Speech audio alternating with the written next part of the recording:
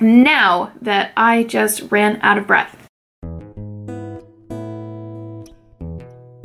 Hi guys, I'm Amy. Welcome back to my channel. Today I'm doing a book tag for you all. This is the My Pleasure book tag. It was created by Steve at Steve Partridge. He has a great channel. You should definitely check it out. I will leave the original video and his channel down below, but I did originally see this tag on Claire's channel from Claire Reads Books, and I just decided to tag myself because I liked these questions so much. So we will get into those questions, but I am going to give a quick disclaimer, notification, just a heads up.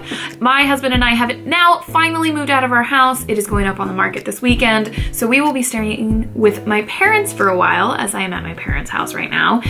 And that means that my filming background / situation is gonna be a little bit crazy and all over the place, but I will be filming. You just may never know what's behind me. And I don't really know what's going to be behind me all the time, but that's okay. I'm assuming you guys don't come here so you can see my bookshelves behind me, even though everybody does love seeing a good bookshelf. But now let's go ahead and get into the tag.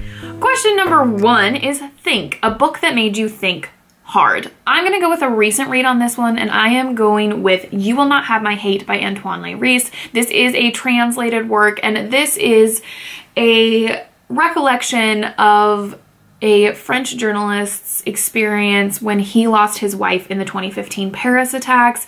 It's a heart-wrenchingly beautiful book that just talks about being on the other side of an act of terror and trying to move on with your life, especially when you have a child that is dependent upon you, and also just trying to deal with the fact that you lost your life partner. And despite all of that, showing resilience and faith in the future and in humanity. This book made me think about a wide variety of things: grief, terrorism, hate, all of those things. But I have done a book review, so I'm not going to go into it, but just know that it's a super short, quick read, but have Kleenexes, but definitely read it. The second question is love, a book that broke or mended your heart. I probably could come up with half a dozen different books that break my heart, because for some reason I tend to like sad books, especially now as my reading tastes have changed so much in the past year. But I'm gonna go with And Every Morning the Way Home Gets Longer and Longer by Frederick Bachman. This is actually a short story that he wrote that has wonderful colored illustrations in it, and I mean, it's Bachman. I can't not love something that Bachman does. But this is the story about an older man who is suffering from Alzheimer's and is slowly but surely feeling like his reality is shrinking, and him trying to explain to his grandson what exactly he's going through. Again, another tearjerker. This book broke my heart. Bachman wrote this story as a way of coping with a diagnosis from a relative of his of Alzheimer's, and it's gonna break your heart, but it's still gonna leave you with hope and for faith in life. But it's gonna break your heart, but know that it's beautiful, and it's absolutely worth the really, really quick time that you would need to read it. 3, Eat, a book that nourishes you. This one I felt like I could take a variety of different ways, but I decided to go with The Little Paris Bookshop by Nina George. This is a very popular international bestseller, which came out a couple years ago, about an older gentleman. Well, I say older gentleman, mid-life gentleman. I think he's between the ages of 40 to 50 maybe, and he owns a floating bookstore that has been on the Seine for its entirety. And then one day he decides that he is going to go find out what happened to a past lover / love of his life, what happened to her, and go back to where her hometown was. And along the way he meets a variety of characters and people who are coming from all different kinds of hurts and pasts and experiences. And not only does this book describe the wonderful food and drink that they have and engage with in this book, but just this book leaves you feeling very, very hopeful, even though it's dealing with a lot of pain.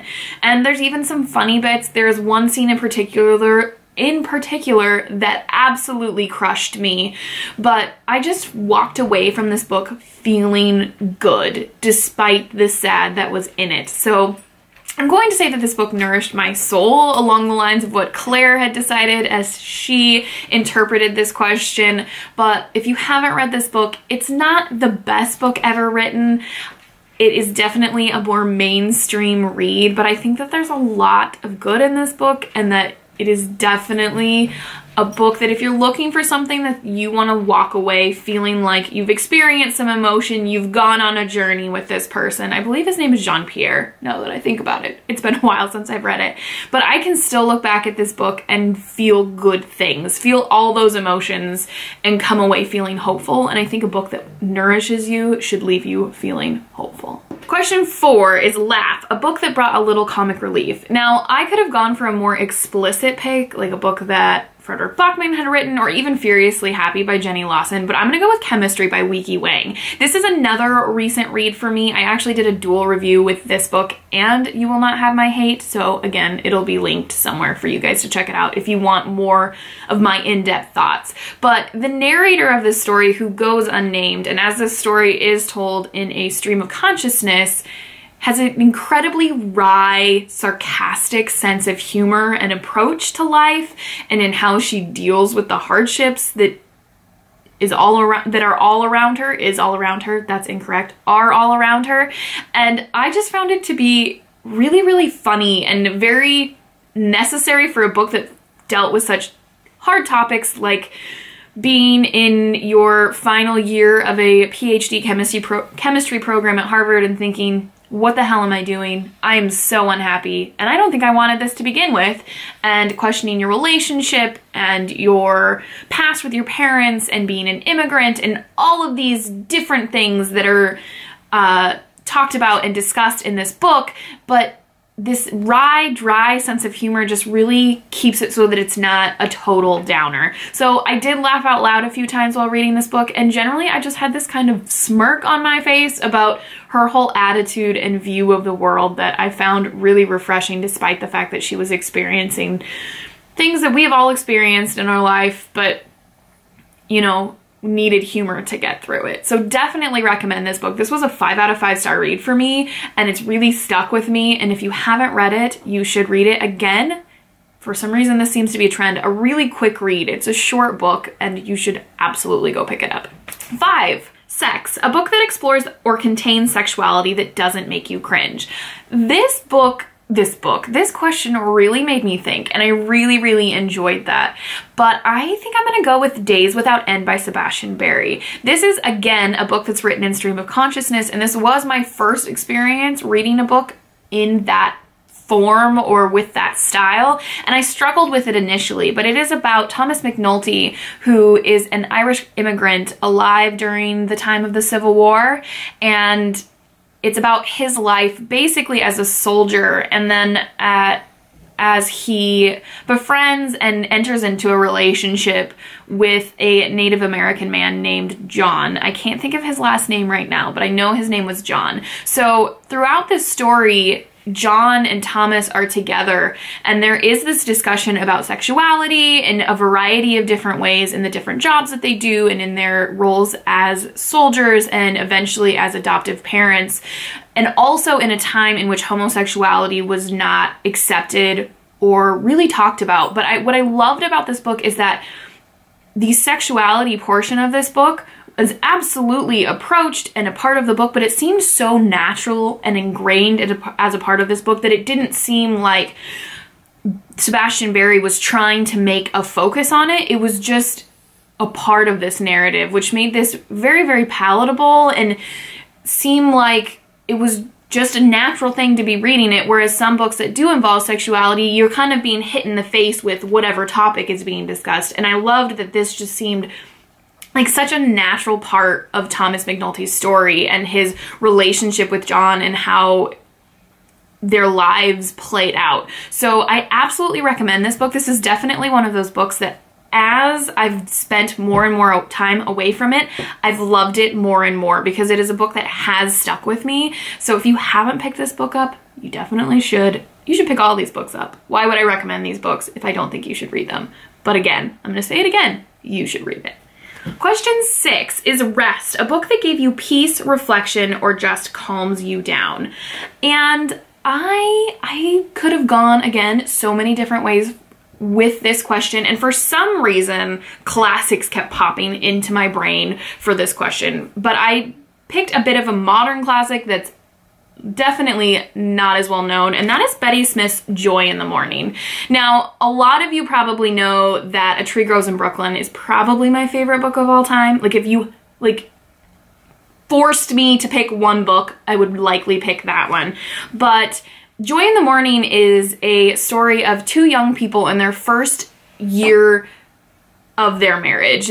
She turns 18 and goes and marries him. Basically, they elope, and the husband is in law school. So this is about their journey as a married couple, struggling, living in different places. And it actually might be the first few years, but I think it's mostly focused on their first year of marriage. And I just found this book very, very peaceful, because as someone who is married and has experienced her first year of marriage, I found this discussion to be very, very peaceful and relaxing, because yes, there are some really, really hard parts about being married, and that'll never change, but there are some really, really good parts. And I just found it to be very reflective, and I loved the slow pace of this story. This is no, like, fast-paced, page-turning, suspenseful novel by any means. It's a very slow burn, as is Betty Smith and her other works. But I just found this discussion about marriage and this couple to be so heartwarming that I couldn't help but feel relaxed while reading about their life and their journey as a couple. So again, if you want a slow burn that is a little bit romantic but still very realistic, and I didn't mention this and I probably should have, I think that it is taking place during the 1940s, I believe, 40 or 50, the 40s and 50s, that time frame. So again, another book that you should totally go check out. And the last question is Experience, a book that introduced you to a new subject or shifted your perspective. And I'm gonna go with another recent read, because I've had some good reads lately, guys. Like, some solid reading has been happening, even though it's been minimal reading. But I'm gonna go with My Friend Fear by Meera Lee Patel. And this is a self-help type of book, but also somewhat of a graphic non-fiction book, because Meera Lee Patel is a watercolor artist, and she is self-taught and has had quite the journey as an artist and as an individual, as she was a daughter of immigrants, and she had a very, very different upbringing and had a lot of problems in her life that stemmed from fear. And essentially why this book shifted my perspective is because she, instead of fighting fear, decided to befriend it. And basically what she's arguing throughout this book is that if you embrace your fear and allow it to come with you, it'll actually help you grow. And that fear is a natural thing, and in some ways, in many ways, if you handle it correctly, it can be such a good thing that allows for growth and change and new opportunities, that if we only don't let the fear control us to keep us from doing things and instead embrace it and listen to it and see why it's saying what it has to say, that you can actually get farther in life. Now, I will say some of the writing is a bit too much and a little bit too poetic, maybe, that it felt a little forced at times, but the illustrations in it are absolutely gorgeous, and what she has to say I think is really, really good and important. And in a world where fear is very easily preyed upon, I think that it can definitely give you some confidence and encouragement, so you should totally check it out. Okay guys, that is all the questions. I'm gonna go ahead and tag April from Getting Hugo With It and Acacia from the Chaotic Little Book Corner. They both have wonderful channels. Definitely go check them out. And I think that's it. But you go ahead and answer one of these questions for yourselves down in the comments, because I'd love some recommendations or to know what you think, or if you've read any of these books, yada yada yada. You guys know the drill, or just say hi, because again, like I say every time, I love chatting with you guys in the comments. But other than that, happy reading, guys, and we'll see you in my next video. Bye.